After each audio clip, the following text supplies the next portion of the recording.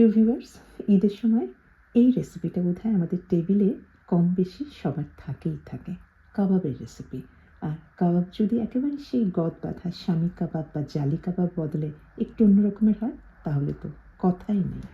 কাঁচা কিমার চিকেন কাবাব আমি এখানে বোনলেস চিকেন নিয়েছি। ব্রেস্টের মাংসটা এখানে আছে 400 গ্রামের মতো। এটা আমি হ্যান্ড গ্রাইন্ডার দিয়ে ভালোভাবে মিহি করে গ্রাইন্ড করে নিয়েছি। আপনারা একদম রেডিমেড কিমাও কিনে ব্যবহার করতে পারেন। এই কাবাবে কোনো ধরনের ডাল ব্যবহার করা হবে না। ডালের পরিবর্তে ব্যবহার করছি এই ধরনের মরিচ। যেই মরিচগুলিতে কিন্তু ঝাল প্রচণ্ড কম, ঝাল নাই বললেই চলে। যেমন পাপরিকা নিয়েছি, আবার নিয়েছি কিছু গাজর গ্রেট করা। এখন এটাই আমি আবার হ্যান্ড গ্রাইন্ডার দিয়ে গ্রাইন্ড করে নিচ্ছি। বেশ নরম হয়ে গিয়েছে। এটা কিন্তু আর শক্ত নাই এই চিকেনের কিমাটা। এখন এর মধ্যে সিজনিং মশলা মেশাবো কিছু বাইন্ডিংয়ের উপকরণ, যাতে এটা বেশ শক্ত হয়ে উঠবে। এখন আমি প্রথমে দিয়েছি চিকেন কিউব। আমি কিছুটা, এটা আপনাদের অপশনাল, ম্যাগি কিউব বা যে সিজনিং মশলাগুলি এগুলো দিতে পারে। দিয়েছি মুঠো ভর্তি করে বেরেস্তা গুঁড়া করে নিয়েছি। বিরিয়ানির মশলা বা গরম মশলার গুঁড়া আমি নিজেই তৈরি করি, সেটাই পছন্দ মতো স্বাদ অনুযায়ী দিয়ে দিয়েছি। ধরেন 1 চা চামচের মতো। আমি এর ভিডিওর লিঙ্কটা আমি এই ভিডিওর শেষে অ্যাড করে দেবো, আপনারা দেখতে পারেন। আর দিয়ে দিলাম বেশ পরিমাণে রসুন গুঁড়া আর আদা গুঁড়া, ধরেন 1 চা চামচ করে দিয়েছি।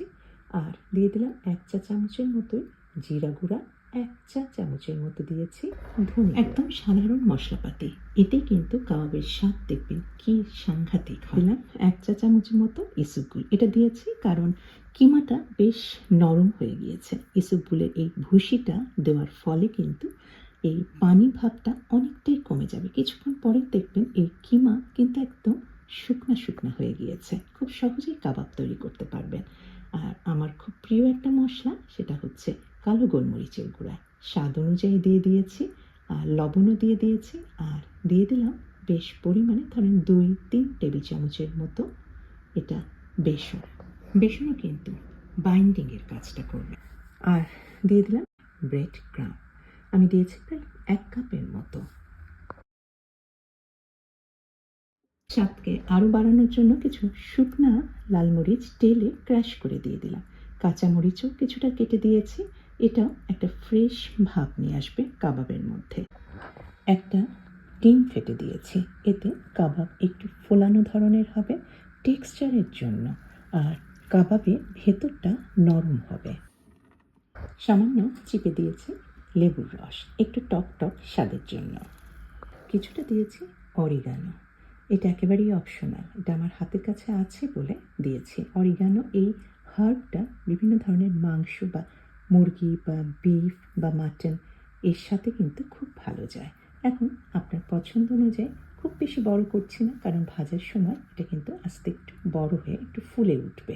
আমি গোল শেপটাই করছি। আর একটা প্লাস্টিক দিয়ে একটা পাত্রের উপরে আমি সমস্ত এক স্তরে কাবাব সাজিয়ে নিয়ে আবার প্লাস্টিকটা মুড়ে দিয়ে ওই একই প্লেটের উপরে আবার বাকি আরেক স্তরে সাজিয়ে নিচ্ছি।